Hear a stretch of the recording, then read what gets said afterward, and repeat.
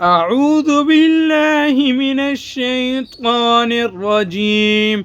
بسم الله الرحمن الرحيم. سبحان الذي أسرى بعبده ليلا من المسجد الحرام إلى المسجد الأقصى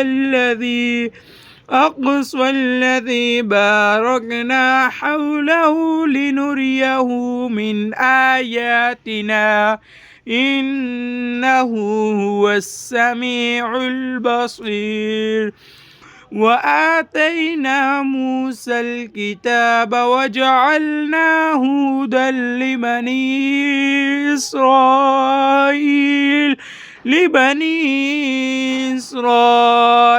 ألا تتخذوا من دوني وكيلا.